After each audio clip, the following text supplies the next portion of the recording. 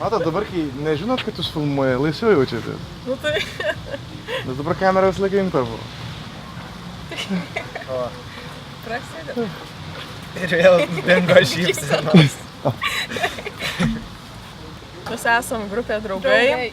Draugai. Tikri draugai. Gaila, kad dar nėra vienos draugės. Pametėm. Gaila, kad jie čia neprisijungė prie mūsų. Susikūrėm maždaug prieš pusmetį.